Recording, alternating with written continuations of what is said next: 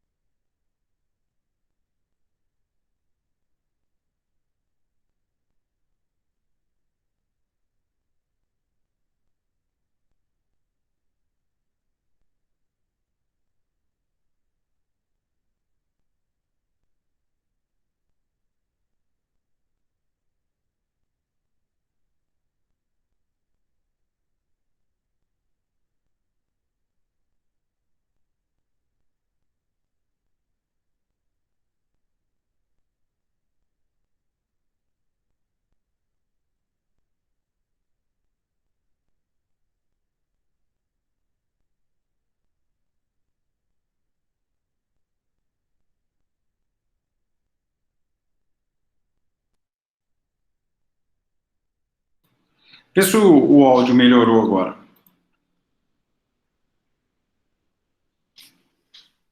Melhorou?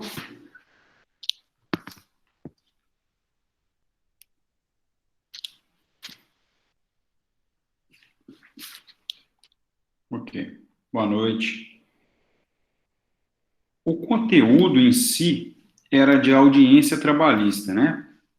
E dentro de audiência trabalhista eu estava falando sobre contestação. O momento de apresentação da contestação. Veja se é isso, o Rodrigo me auxiliou aí.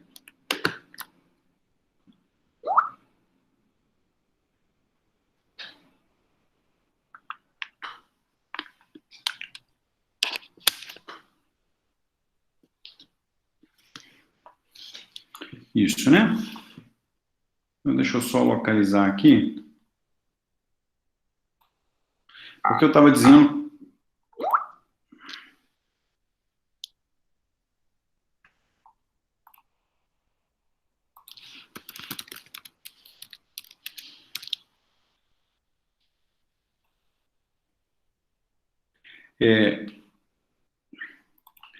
Aqui para mim consta que, na verdade, nós tínhamos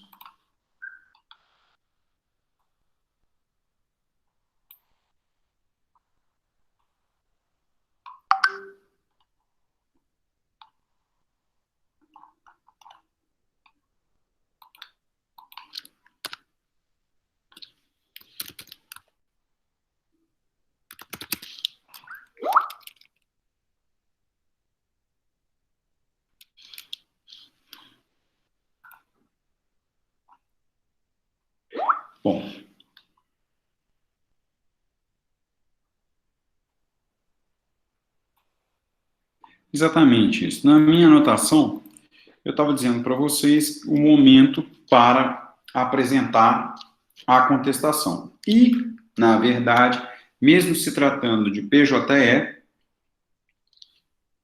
a contestação ela é ato solene, ok? Ela permanece como sendo ato solene. Então, há um momento dentro da audiência para você apresentar a contestação. Ok? Eu vou reproduzir aqui uma parte do livro. É o livro que nós trabalhamos com ele, só para que possamos ter aqui uma referência. Ok? Então, ó, a gente falou da sequência, pelo menos na minha anotação, nós falamos sobre a primeira tentativa de conciliação e a utilização do termo proporar, que está lá previsto no artigo 846. Aberta a audiência, o juiz ou o presidente proporá a conciliação. Isso significa que ele tem que ter uma conduta firme, ele tem que ter uma conduta ativa para propor uma conciliação. Ok? Por isso o legislador optou pelo termo, pelo verbo proporá. Ok? Então, eu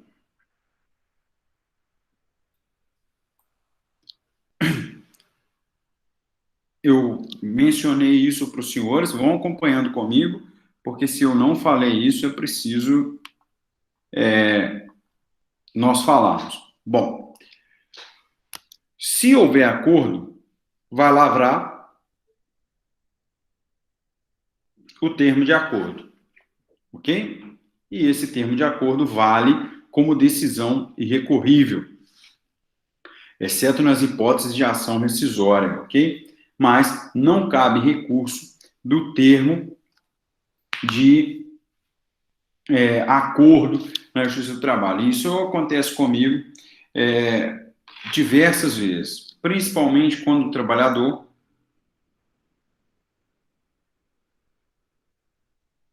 comparece à Justiça do Trabalho sem assistência de um advogado, chega lá, é aberta a audiência, todos vocês já sabem que ele tem a possibilidade de comparecer sem a presença do advogado, ele faz a termação, é designado a audiência e ele comparece. Uma vez que ele compareceu, o juiz então propõe um acordo e naquele momento o reclamante considera importante, considera viável aquele acordo. Feito o acordo, ele aceita o acordo. Feito o acordo, é lavrado o termo.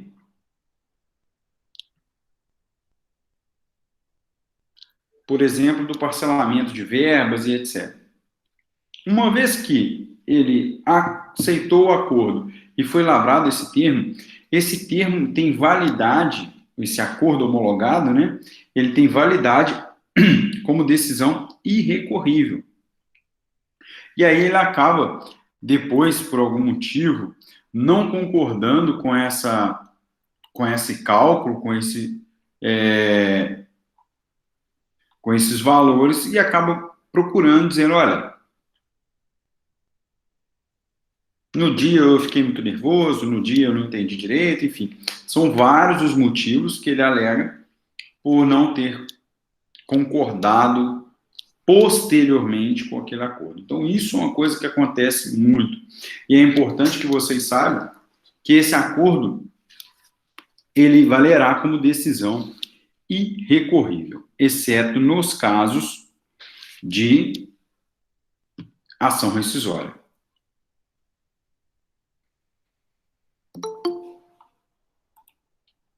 Bom, feitas essas considerações, o juiz, então, vai fazer essa primeira proposta de acordo. Eu disse para os senhores que será lavrado um termo caso tenha-se um acordo. Mas pode ocorrer de não ter o acordo, as partes não vão transigir. Aí, ato contínuo O juiz, então, passa para uma outra etapa, que é a etapa que nós paramos o estudo, que está lá no 848. Se o José Carlos estiver acompanhando com a gente, poderia, por gentileza, colocar o 848. José Carlos está aí?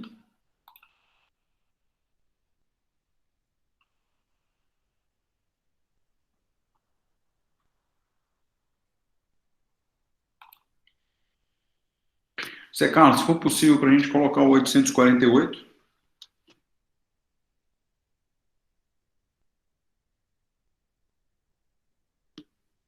Isso. Não havendo acordo, seguir-se-á a instrução do processo, podendo o presidente, ex officio, requerimento de qualquer vogal, interrogar os litigantes. Aqui eu quero chamar a atenção para dois pontos. Uma vez que não houve o acordo, o juiz então vai fazer o quê? Não houve acordo, ou seja, está frustrada a primeira proposta, ele abre o prazo, e aqui eu chamei bastante atenção, ele abre o prazo de 20 minutos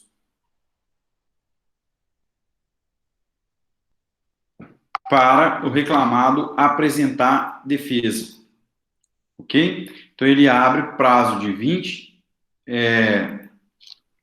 minutos para apresentar a defesa. Ocorre que, na prática, esses 20 minutos, se você acaba inserindo no PJE a contestação. E o juiz, nesse momento, recebe a sua contestação por escrito. Mas ocorre casos em que a contestação é feita oralmente? Ocorre. É raro, mas já aconteceu comigo. Ok?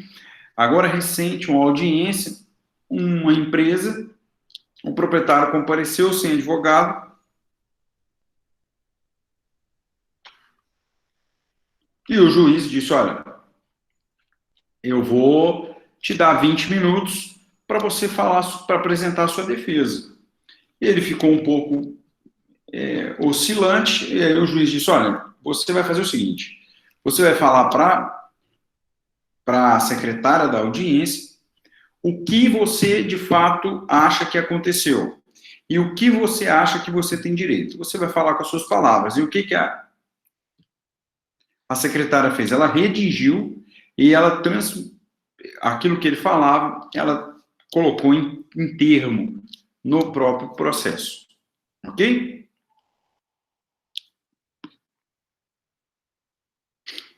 Tranquilo, pessoal? Até aqui, tudo tranquilo?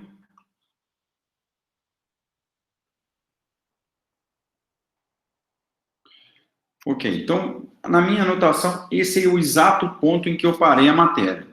Ok? Vou fazer a chamada para que a gente possa continuar.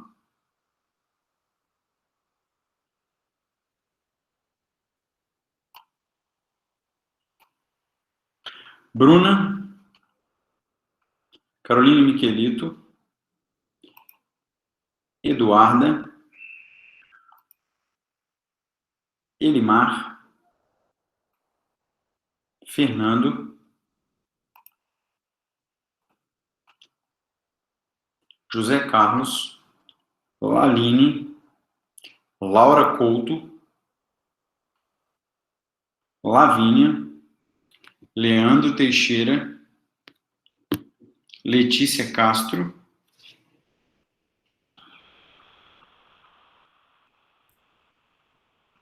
Lucas Schiavon, Lucas Zogelaro, Mariângela, Natália, Rodrigo Jaime, Rodrigo Rocha,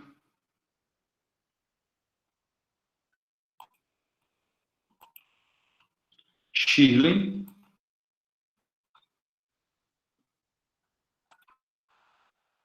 Stephanie, Suzane de Castro,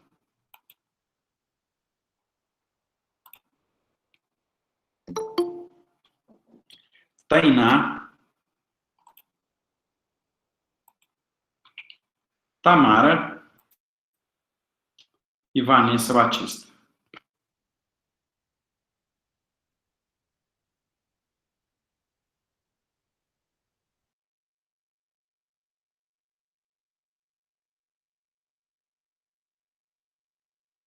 Parar num ponto relevante.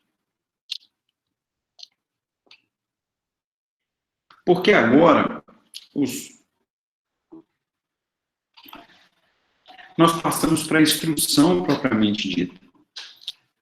Diz assim, segundo o 848, que o José Carlos colocou para a gente no chat, não havendo acordo, seguir-se para a instrução. O que ocorre? É importante que aqui os senhores saibam que, na verdade, nós estamos o quê? Nós estamos diante daquela possibilidade de cisão da audiência ou que a audiência tenha que ser única. Se houver uma cisão da audiência, um fracionamento, é naquele procedimento ordinário, procedimento comum ordinário. No procedimento comum sumaríssimo, ela é única. No procedimento comum sumário, ela também é única. Então, aqui é importante que vocês saibam essa diferenciação. Na prática, então, se for pelo procedimento comum ordinário, o juiz, então, designará a audiência de prosseguimento, ou seja, a audiência de instrução e julgamento propriamente dita. É nessas audiências que ela é voltada à produção das provas, ou seja, é nessa audiência que se produz aí as provas, principalmente as provas orais. Ok? Bom, se você já sabe que eu tenho a possibilidade de findar, de cindir, de separar as audiências, nós então chegamos a um segundo momento da audiência. Lembrando, procedimento ordinário, cisão. Procedimento sumaríssimo, na audiência única, é só uma sequência de atos. Ok? Já no procedimento ordinário, é uma audiência única. Ok? Então, vamos lá. Ainda seguindo, nós temos o quê? Nós temos que, no procedimento ordinário, é esse que eu vou trabalhar, porque ele é o procedimento comum, ordinário, né? Pela própria nomenclatura, ele é ordinário, ele abarca as ações de maior complexidade, com valores de alçada acima de 40 salários mínimos. Então, o juiz vai designar uma nova data, as partes saem intimadas e para a audiência de instrução propriamente dita, que recebe o nome técnico de audiência em prosseguimento. Ok? Essa audiência ela é exclusiva para a produção das provas.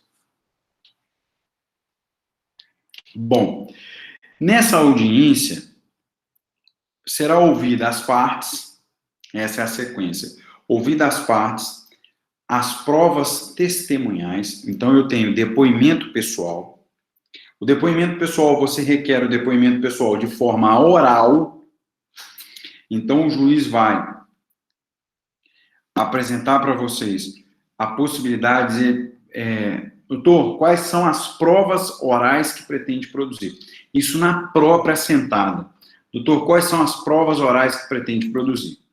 Os senhores, então, devem delimitar as provas orais e, se o juiz requerer, deve indicar o objeto da prova. Aquilo que no processo civil você tem prazo e faz por petição, no processo do trabalho você apresenta oralmente. Então, é importante que vocês saibam o momento adequado e saiba como manifestar. Então, você vai dizer, excelência, eu quero produzir provas orais, depoimento pessoal da parte contrária e as testemunhas. Testemunhas, número de testemunhas, não esqueçam, rito ordinário, 3, rito sumaríssimo, 2. Então, você vai delimitar para o juiz quais são as provas orais que pretende produzir. Por outro lado, vocês devem também, além disso, o juiz pode questionar, dizendo assim, doutor, qual o objeto da prova oral? Aí, oralmente, você delimita. A prova oral é para comprovação da jornada extraordinária, da hora extra, por exemplo. Então, você faz tudo isso oralmente. Então, essa é a sequência. Lembrando que, mesmo que não haja requerimento de produção de prova oral através do depoimento pessoal da parte contrária, pode o juiz, através do poder instrutório, antes do depoimento pessoal, proceder com o interrogatório da parte. Isso o juiz pode fazer. Então, interrogatório, ele faz o interrogatório.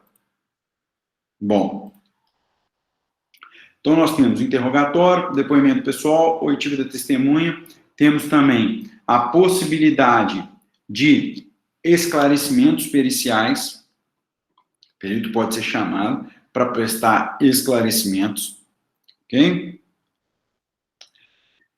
E aí, encerrada a instrução, então, você tem iniciada, eu estabeleci a sequência para vocês da produção de prova oral. Encerrada a instrução, as partes, então, podem apresentar razões finais orais. Essas razões finais orais, elas têm o prazo de 10 minutos. E essa sim, pessoal, essa ocorre oralmente. Tá? Na prática, essa ocorre oralmente. Tá? E para que servem as razões orais finais? Muito cuidado. As razões orais finais, ela tem como objetivo que você ressalte, que você faça referência para o juízo daquela produção de prova oral. Então, você tem a produção de prova oral, você deve, então, fazer referência ao juiz com base na sua tese da produção das provas orais em audiência. Esse é o objetivo das razões finais. Muito cuidado para você não utilizar os 10 minutos reiterando a tese inicial ou a tese de contestação. Não é esse o objetivo. O objetivo é que você pegue lá no... Você pegue na produção de prova oral que foi produzida em audiência e traga aqui as suas razões finais com base nessas provas ali produzidas. Qual o prazo? 10 minutos. Por outro lado, é muito comum os juízes colocarem, assim, razões orais remissivas.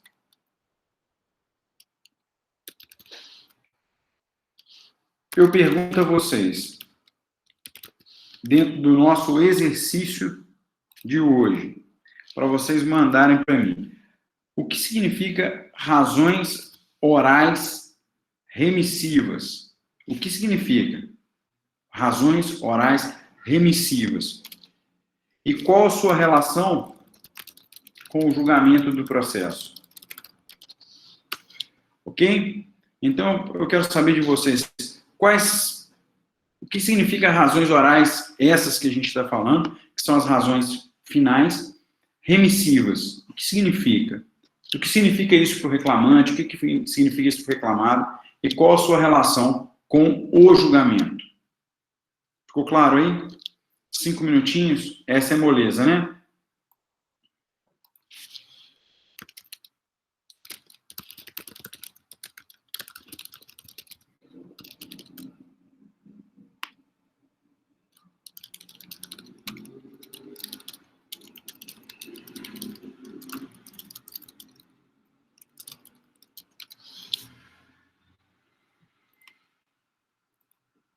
Dúvidas, pessoal? Senhores, alguém aí? Alguma alma viva aí?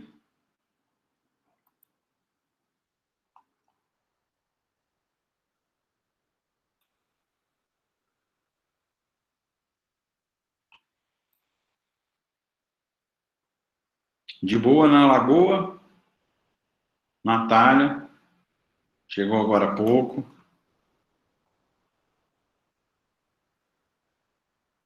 Não esqueçam de que no assunto vocês devem colocar 8º período, ok?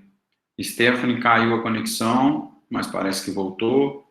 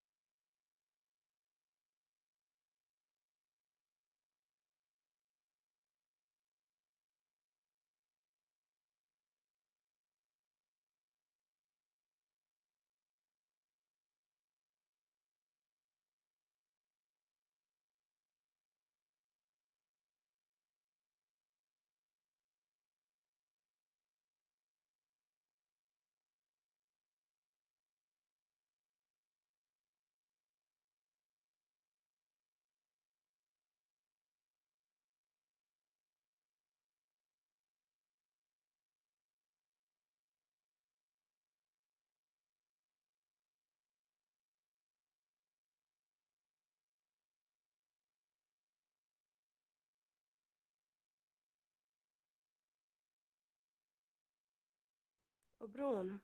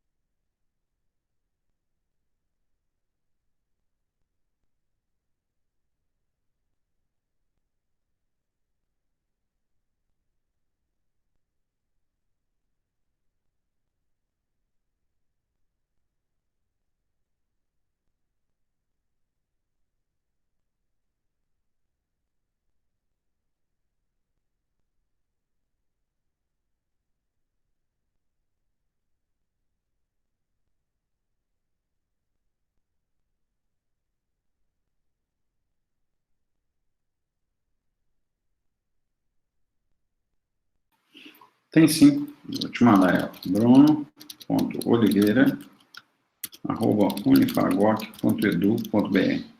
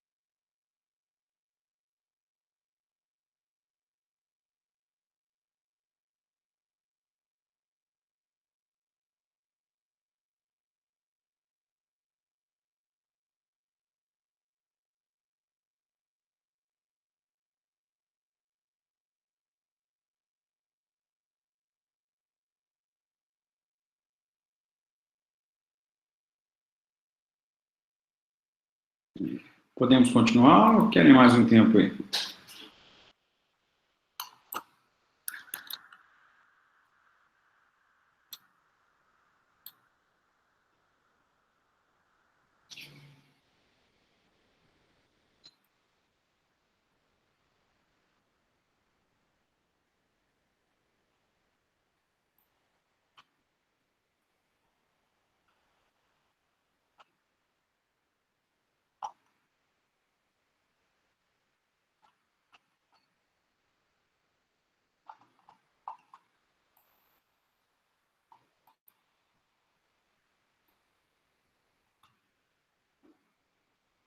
Tranquilo.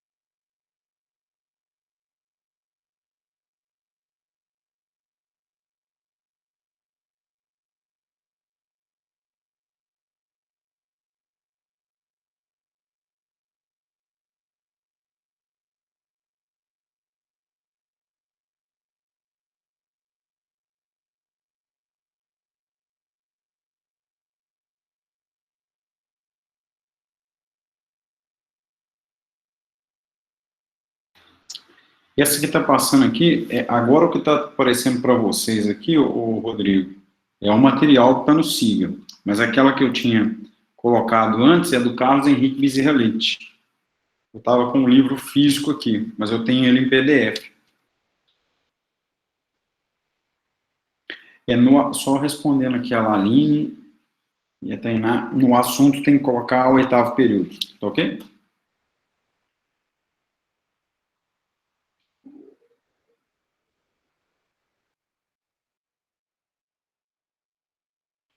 Curso de Direito Processual do Trabalho.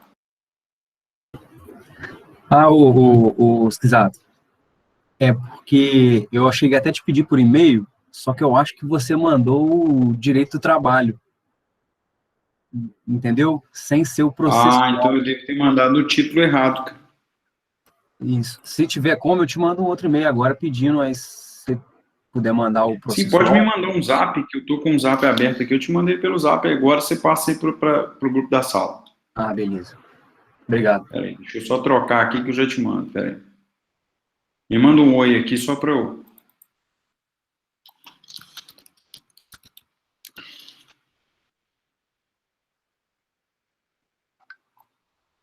Eu te mando aí, Rodrigão, só um instantinho. Para abrir a pastinha aqui.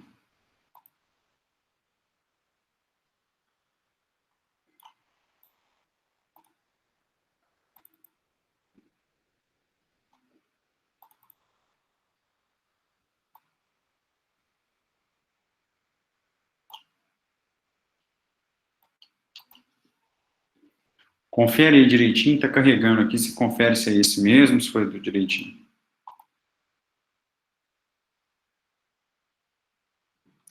Ô Lavínia, é só isso mesmo, 8º. Não precisa escrever, não. Deixa eu ver se ele carrega aqui, Rodrigo, mas eu já conferi aqui. Carlos Henrique Bezerra Leite.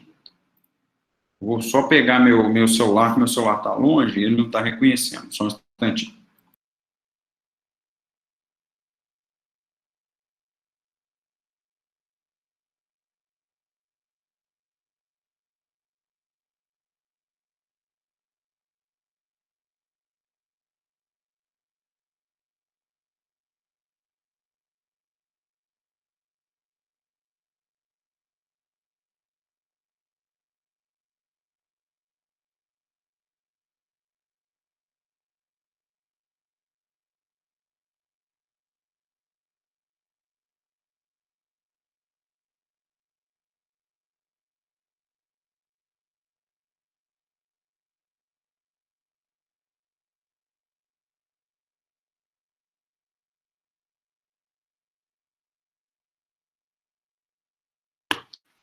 Chegou aí, Rodrigo. Passa para todo mundo aí, fazendo favor. Confere se é esse mesmo. É o curso de Direito Processual do Trabalho. Esse livro é o mais atualizado, eu acho. Esse livro é o que eu uso aqui para a gente poder estudar Direito Processual.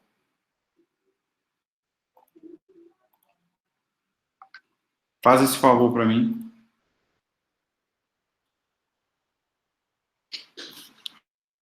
Vamos seguir. Vocês estão vendo o material de audiência? Não está reproduzido o material?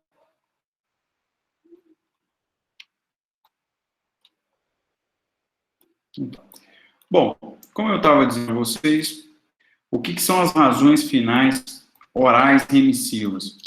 É uma expressão, um termo, aquilo que o juiz usa corriqueiramente, como se você estivesse deixando de usar esses 10 minutos para fazer razões orais, razões finais, para poder fazer uma nota remissiva à contestação ou à petição inicial. Ou seja, você está dizendo, em outras palavras, que esses 10 minutos você utilizou para reiterar aquilo que você havia dito, ou na inicial, no caso do reclamante, ou na contestação, no caso do reclamado. Então, você tem aí essa possibilidade. Lembrando que, em todos os processos, como advogado, eu faço uso das razões orais finais? Não. Dependendo da causa, você deixa ser remissivo. Mas tem ações que é importante você fazer. E você deve pedir a palavra, pela ordem, você pediu para fazer o uso da palavra, e assim fazer aí a sua sustentação, as suas razões, porque ela é importante para ressaltar pontos da prova oral, produzidas em audiência, ok? Bom, encerrado então as razões, então você encerrou, né, as razões finais, o que cabe ao juiz agora?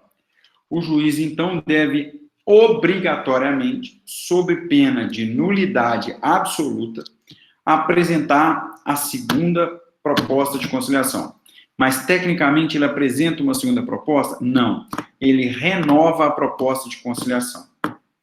E aí, se ele não conseguir chegar a um acordo, ele proferirá a sentença. Então, essa é a dinâmica da audiência no processo do trabalho. Lembrando aos senhores que quando você está na audiência, e aí você tem a sequência, razões finais, renovada a conciliação infrutífera, o juiz designa data para a audiência de julgamento. Vocês já estudaram comigo que essa audiência de julgamento está dispensado o comparecimento das partes e o prazo para eventual recurso, ele inicia dessa data, porque você já sai intimado da data que vai proferir a sentença. Isso significa que não vai ter uma publicação nessa data.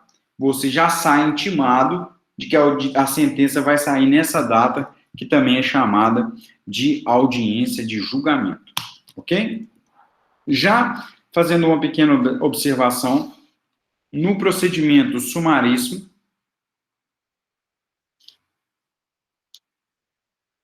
tudo isso que eu falei ocorre numa única assentada, ocorre numa audiência única, não há acisão. Então, o que isso é relevante para vocês? Que vocês, num procedimento sumaríssimo, vocês devem, no procedimento sumaríssimo, vocês devem obrigatoriamente levar as testemunhas. Por quê? Não vai ocorrer uma segunda assentada, não vai ocorrer uma audiência de procedimento. Tudo acontecerá naquele momento. Então, você já deve levar aí a sua testemunha, ok?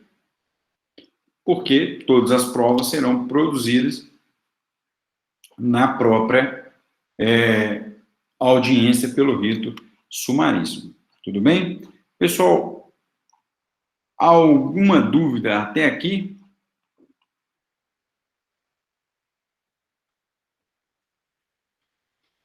Vejam se eu falei sobre o comparecimento do autor e o comparecimento do réu. Quais são as consequências? Está reproduzido aí um pouquinho para vocês aí no material. Lá em cima no material tem essa reprodução.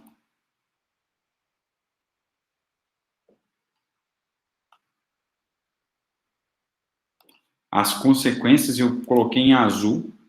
As consequências para... Deixa eu só centralizar aqui. Isso. Veja se está aparecendo para vocês esse quadro azul no centro aqui da tela. Está aparecendo para vocês esse quadro azul? Esse organograma azul está aparecendo aí, pessoal? Sim? Aí são as consequências da ausência do autor e as consequências da ausência do réu. Essa diferença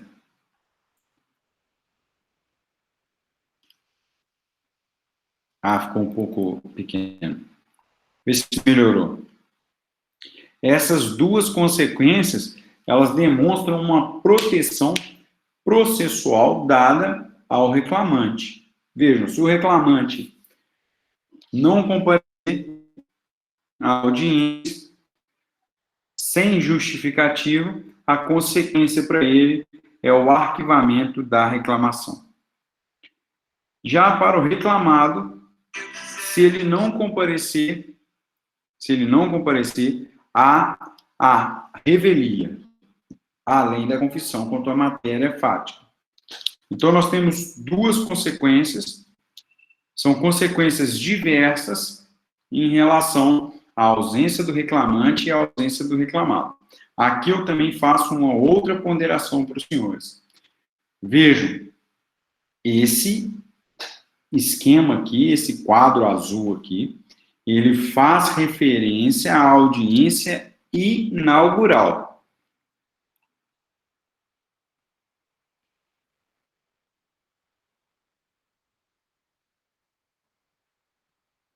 Então, ele faz referência à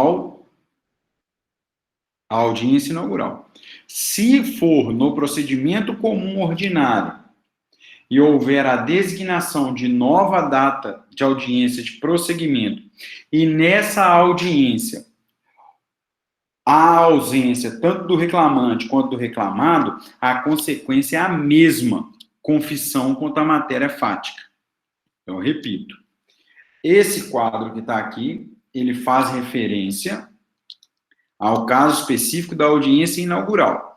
Mas se for no rito comum ordinário, e nós estivermos diante da audiência de prosseguimento, já teve a inaugural, ele compareceu. Na audiência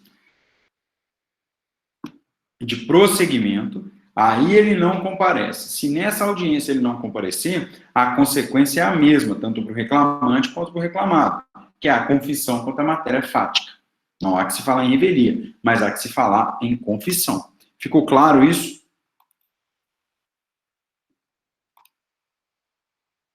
E aqui eu coloco para vocês, várias jurisprudências sobre essa situação.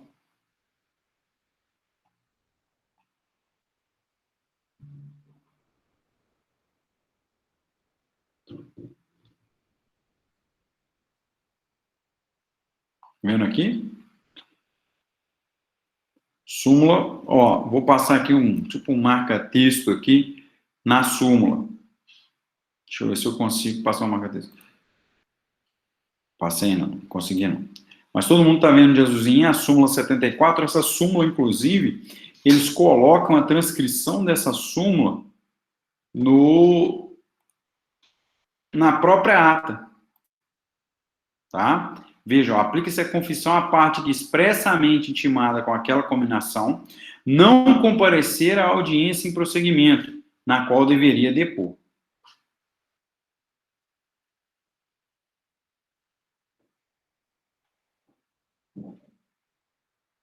Tá ok?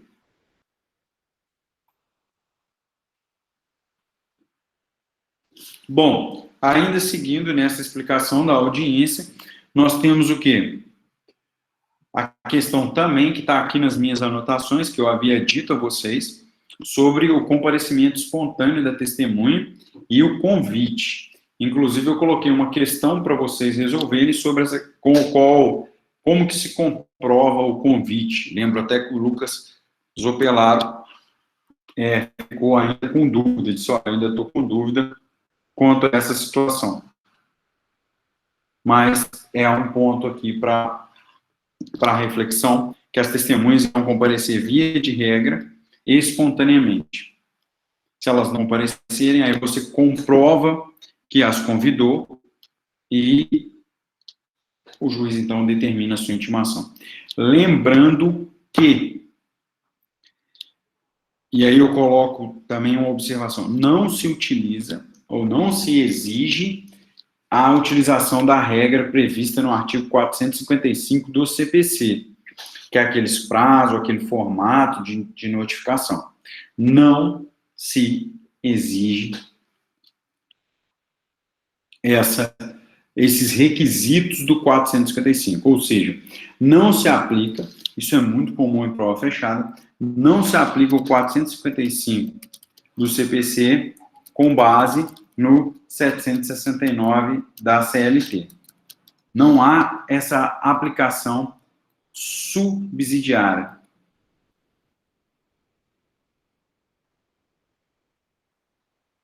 Ok?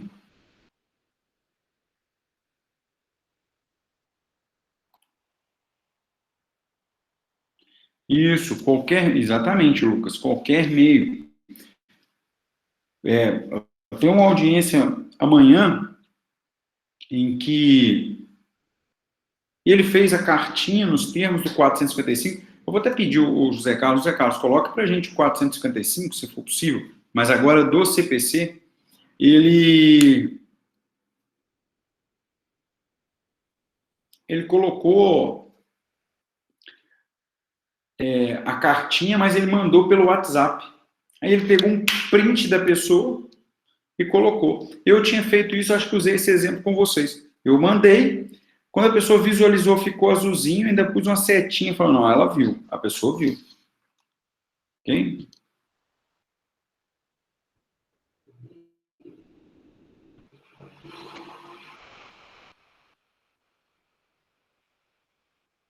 Isso. Olha o requisito. Ou seja, cabe ao advogado informar e intimar a testemunha por ele arrolado do dia, da hora e do local.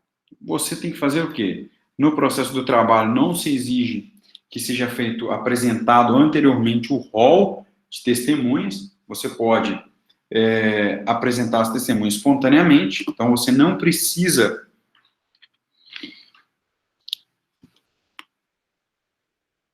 apresentar o rol.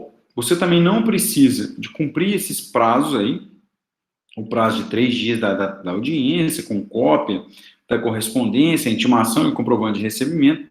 Ou seja, você não tem esse ônus aí do 455.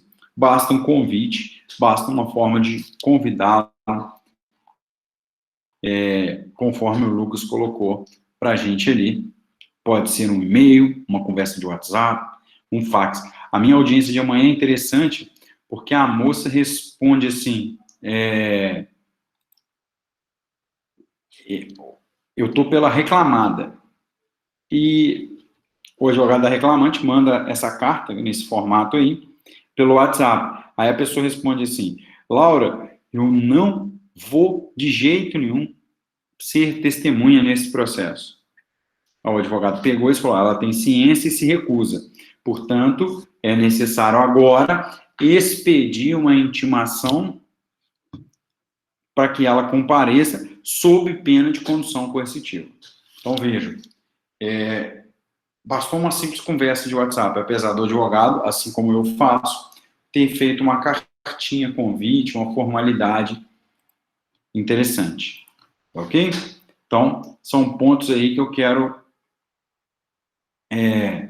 que vocês prestem atenção para a gente poder dar seguimento. Ok? Vou parar esse material e dar seguimento aí com a nossa matéria, ok? Alguma dúvida até aqui?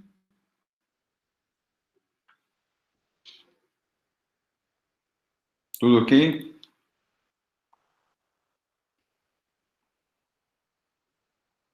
José Carlos, Shirley, dúvida? Stephanie tá aí? Laline? Natália? Mari?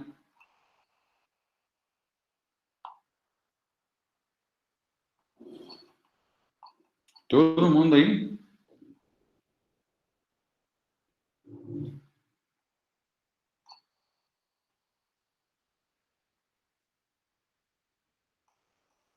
Ótimo.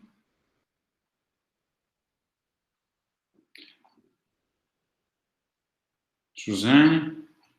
Esse sim aí refere-se ao quê, Suzane?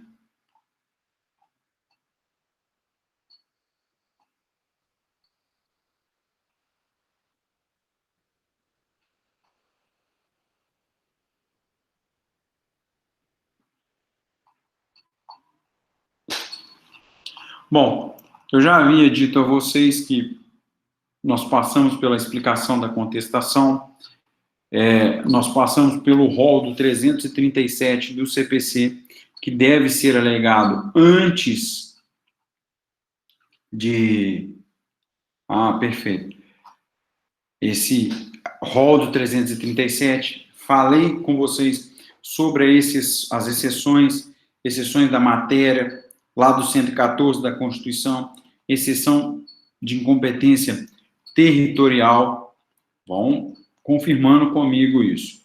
Então, eu falei sobre a contestação, o momento para se apresentar a contestação. Nós falamos novamente aqui sobre a contestação no início da aula. E aí, cabe agora, nesse momento, a gente falar sobre uma outra modalidade de defesa do reclamado e a sua aplicabilidade à justiça do trabalho, que é a reconvenção. Eu queria bater um papo com vocês. Deixa eu ver aqui.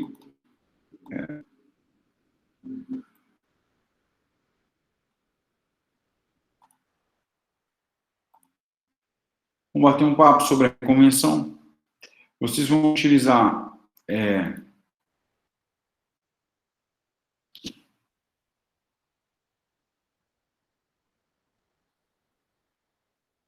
minha conexão caiu. Pessoal, minha conexão.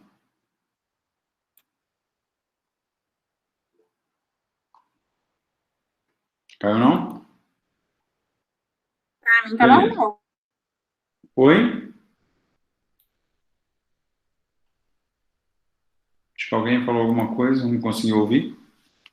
Eu falei, Bruno, pra mim tá Tá normal. normal? Ah, sim. Tá normal, né? Então vamos lá. Eu estava dizendo sobre a reconvenção. Ela está entre as modalidades de defesa do réu. No nosso caso, recebe a nomenclatura de reclamado.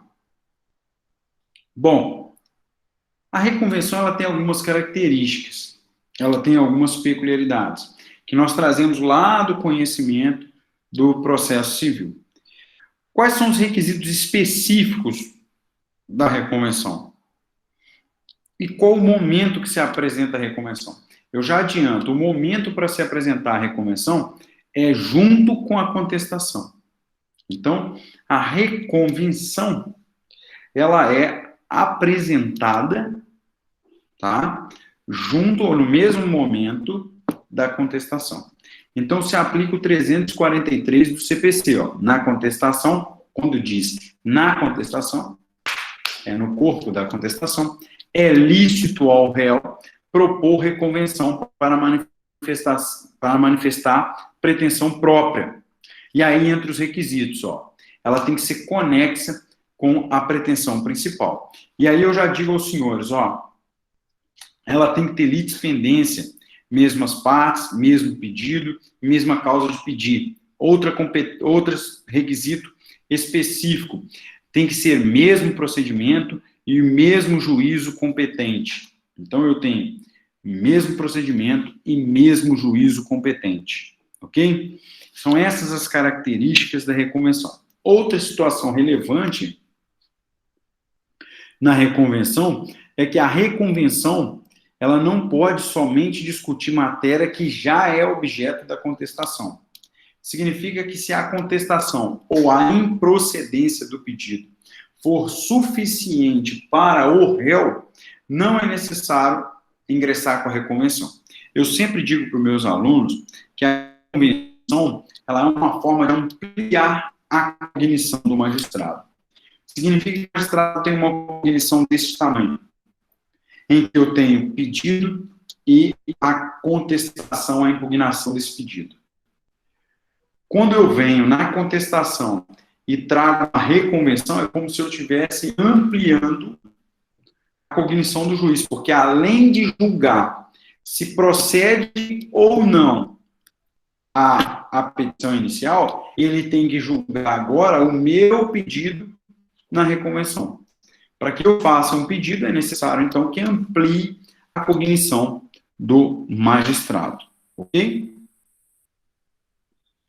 E aí, eu continuo na linha de que não é necessário, e vocês têm que ter essa referência, não é necessário que na contestação a reconvenção tenha um capítulo próprio, mas você deve indicar de forma clara, de forma expressa, quais são os pedidos que vocês estão fazendo. E se é uma reconvenção, há de se respeitar os requisitos do 319 e 320 do CPC para uma petição inicial. Ok? Tudo bem, pessoal?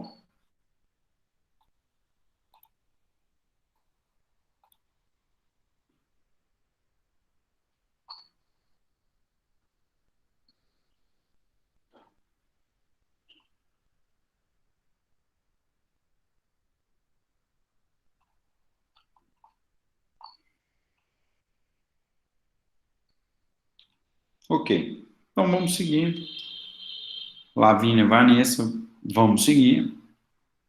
Para das provas. Eu vou começar esse material, mas esse material como a gente tem uma aula por semana, esse material ele é mais para frente um pouco, ele é um material das próximas aulas, mas eu vou começar ele aqui tranquilamente. Deixa eu só colocar aqui.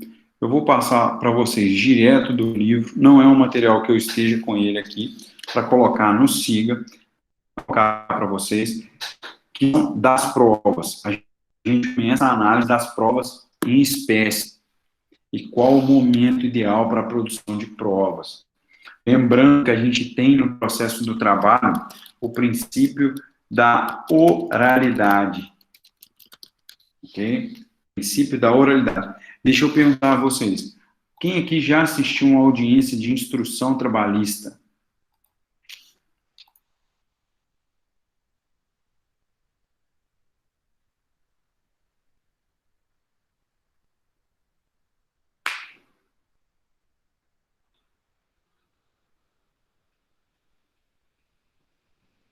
Ainda não assistiu, Lavínia? Uma instrução mesmo?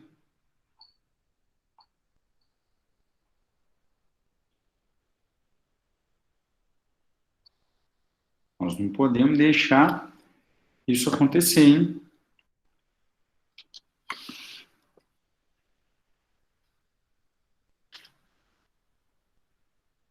Com essas audiências telepresenciais, hoje eu consegui uma vitória importante no sentido de que dois processos que tinham audiência de instrução, não é inaugural, não.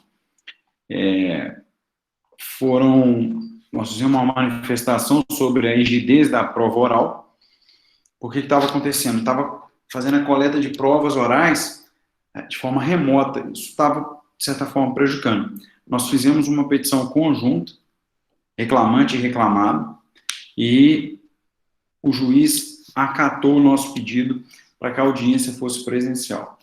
Espero que até lá, até foi marcado no final de maio, até o final de maio, essas audiências sejam, no mínimo, semipresencial, que são as partes e as testemunhas se dirigem até a sede do fórum e os advogados e o juiz fiquem de forma remota. Se for assim, ou presencial, eu me comprometo a convidar vocês para instruções. Por exemplo, quando tem ações que são possíveis acordos, dificilmente a gente tem instrução. Mas eu quero que seja uma instrução, e eu tenho 2 ações nesse sentido, para a gente poder acompanhar a instrução. E aí eu peço autorização ao juiz e envio o link para vocês como estagiário. Eu tive o maior prazer de um dia desses. Ele não é mais estagiário, né, porque ele já formou, mas um ex-aluno estava lá assistindo a audiência, mesmo que fosse semipresencial. Então, me lembrem isso, Lavínia, José Carlos, Rodrigo, Bruna, me lembrem de convidá-los para participar de uma audiência de instrução. Por quê? Vocês não podem chegar à prática trabalhista sem ter visto uma audiência de instrução. Toda sexta-feira eu recebo a pauta do escritório, quais são as audiências da semana seguinte. Então, é só me mandar um zap, professor, ou pode ser no grupo da sala e me marca. Professor, semana que vem tem instrução, que eu falo com o juiz que vocês, ou quem se dispuser, é meu aluno e que gostaria de participar da audiência.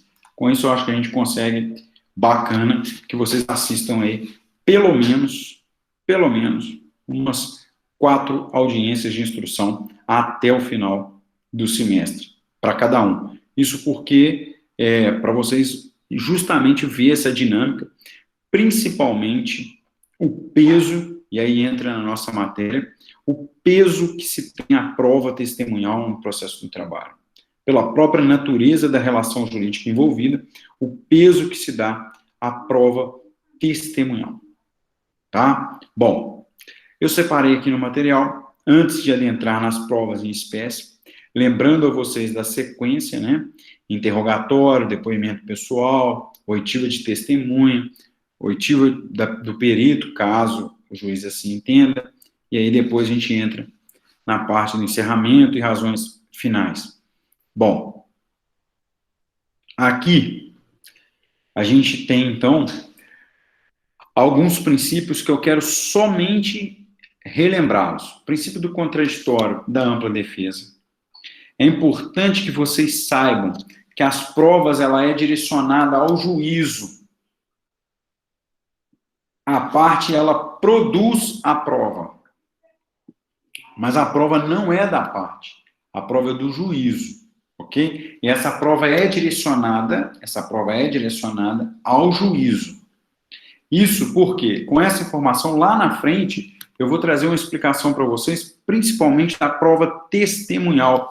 Quando se utiliza lá da prova testemunhal, que se você, eu já adianto um pouco, se você tem a percepção de que a prova testemunhal não precisa de ser arrolada com antecedência, e ela vem por convite, ela vem por apresentação espontânea da parte, é muito comum a prova chega, a testemunha, né, a testemunha chega no fórum, a partir do momento que ela chegou no fórum para aquela audiência, ela não é mais testemunha da parte autora ou da parte ré, do reclamante ou do reclamado.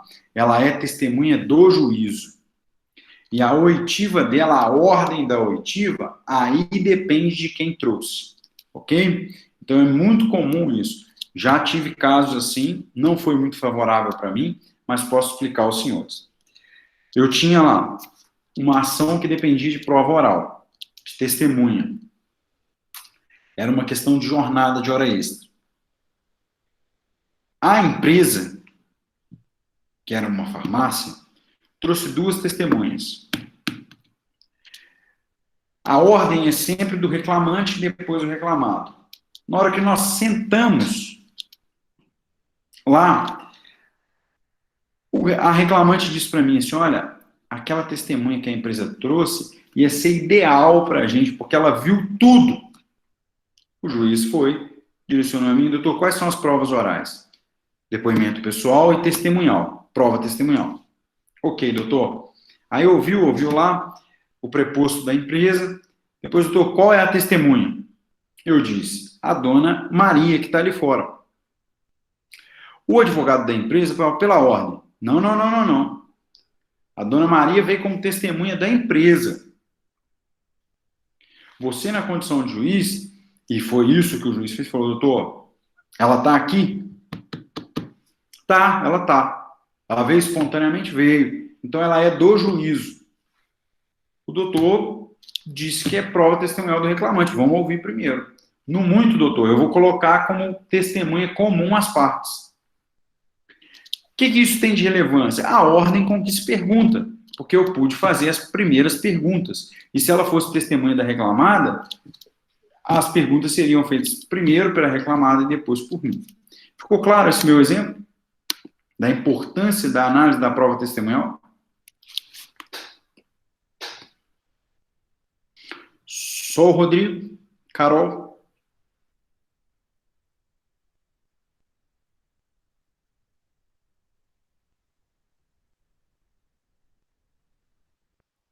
Isso porque a prova é direcionada ao juízo. Então a gente tem princípio da necessidade da prova. Você tem que provar a necessidade. Princípio da unidade da prova. Isso é muito interessante, que a prova deve ser analisada como um todo. Tudo princípio que nós já ouvimos. Prova obtida ilicitamente não se admite no processo do trabalho. Livre convencimento motivado, o juiz pode, inclusive, afastar uma determinada prova. Princípio da oralidade, esse eu já coloquei aí em cima no grupo de vocês. E aqui, princípio da imediação.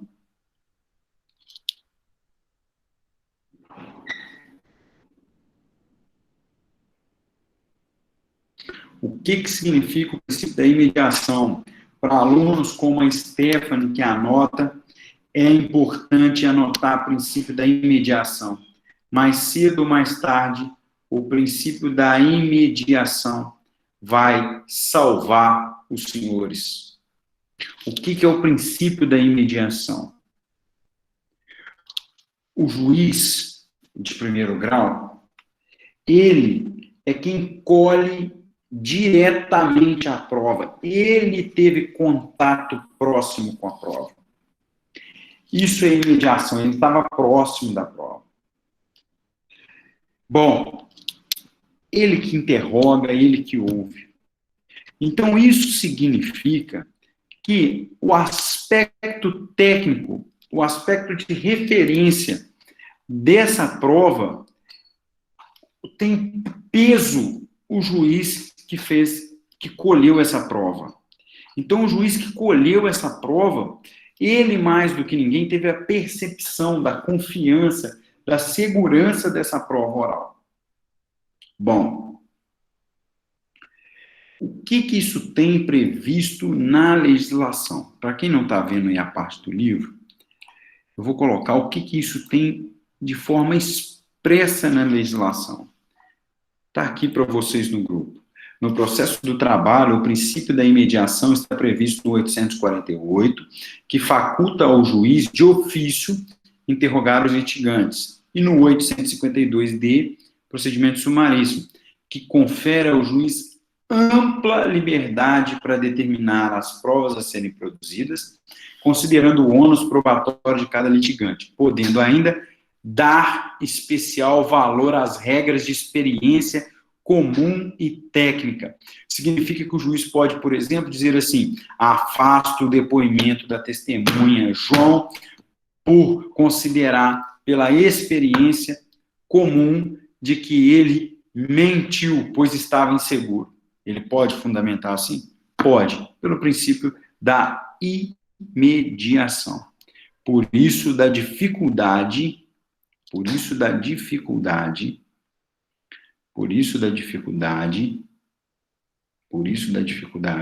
de se questionar a valoração da prova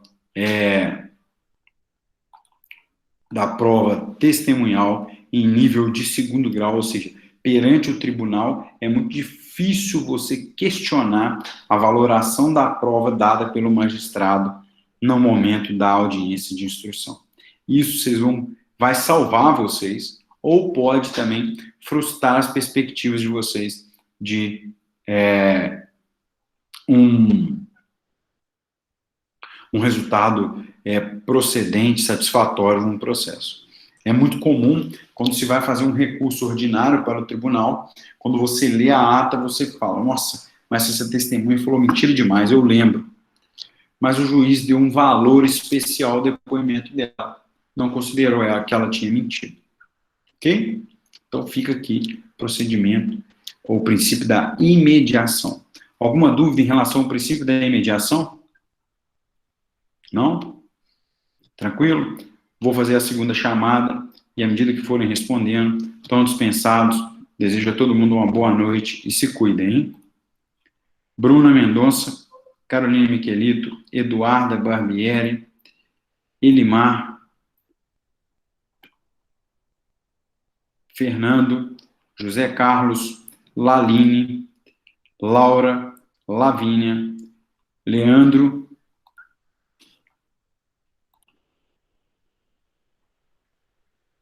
Letícia Castro, Lucas Schiavon, Lucas Opelaro, Mari, Natália, Rodrigo Jaime, Rodrigo Rocha, Shirley, Stephanie, Suzane, Tainá, Tamara e Vanessa. Alguém que eu tenha esquecido o nome?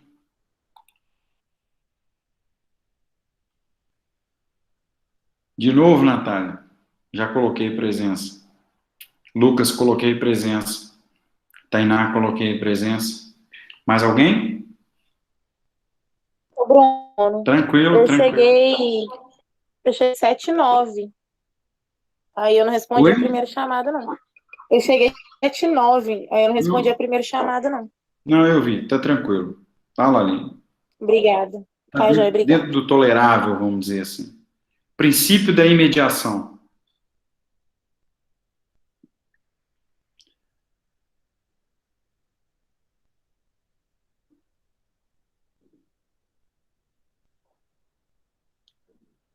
Aposto que a Natália estava brincando com o cachorro, aí ela não ouviu. Acertou, meu cachorro pegou um Luiz Cacheiro. Tô levando pra arrancar espinho da boca. Vê se pode. Viu? Tá certo isso. Eu tenho. Tô pressenti que era o seu cachorro. Pegou um Luiz Cacheiro, tá com a boca cheia de espinho. Tô levando agora pra tomar. Pra tirar aquele negócio, pra deixar ele dopado lá, pra tirar esse negócio. Os espinhos, vamos dizer assim. Resumindo, os espinhos. Os espinhos. Então tá bom, boa noite. Boa noite, tchau para todos vocês. Um abraço. Boa sorte aí, Natália. Obrigada.